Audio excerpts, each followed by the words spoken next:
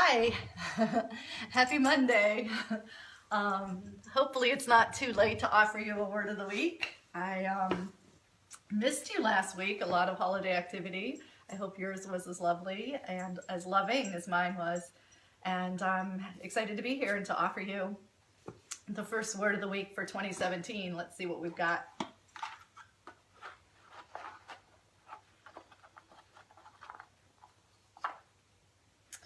And the word of this week is nourish.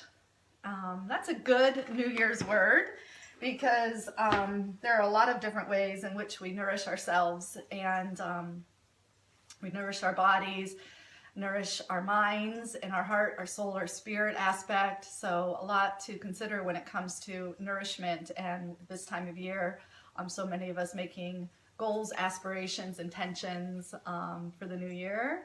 Nourishing ourselves is should be really at the top of the list, because what you bring in becomes what you offer out. So in terms of on the yoga mat, I would think nourishing primarily brings to mind the breath, and deep breathing, opening up our lungs and offering yogic breath in its many different forms nourishes every cell in the body. Every single system in your body requires the oxygen that rides in on that air, and requires the complete exhalation, the emptiness of any toxins or impurities that ride out on the air. So breathing is imperative. And I think what we'll do today is start with a simple three-part breath.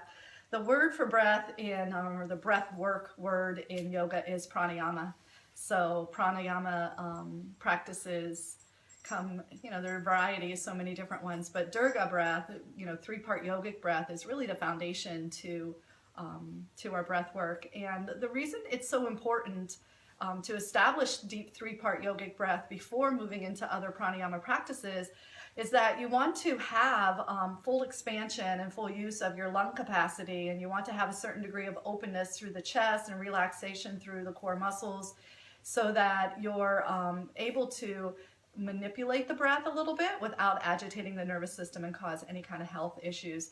And so Durga breath is a very safe three-part breath that we all optimally will use even throughout the day. So anytime you're at your desk or at your computer and you feel this starting to hunch over, we're driving, start to curl in and close down, you're constricting your lungs and limiting your lung capacity, limiting the nourishment you're able to bring into your body. So the cue is always to sit up, broaden across, and relax, and give the lungs plenty of space to expand and contract. You'll notice that any kind of anxiety in your day, or even when you're concentrating in a way that is bringing up some mental agitation, the breath gets very shallow and you're really at the top of the breath. And so Durga breath brings us all the way down into belly breathing. And that's the first cue that I can offer you, is to relax your belly. And that first part of the inhale comes down deep into the belly and the lower lobes of the lungs, where the exchange of oxygen is so much more optimal. So the three-part inhale is belly, and then ribs, and you'll feel how your ribs are able to flare out and soften back in. So the second part of the inhale expands you side through the ribs. And the third part of the inhale lifts the sternum. And not the shoulders, not inhale up to ears, but shoulder inhale wide, slight lift of the sternum, just maximize the space at the top of the lungs. And then the exhale is going to be three-part in the opposite direction. So the sternum will flatten, the ribs will contract, the belly will pull in, and if you're engaging at that final last moment of exhale, there might be even a little press of your belly muscles. And so inhale will go belly, ribs, chest, sternum, and the exhale, chest, sternum, ribs in, and then belly all the way in. So I'm going to rest my hands here and close my eyes, and I'll breathe three-part Durga breath with you for a few cycles. And let's see how that feels. Let's see what happens with just a few moments of that practice. Inhale and sigh out the mouth.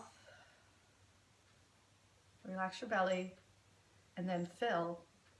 Inhale, belly, ribs, chest, and exhale, chest, ribs, belly.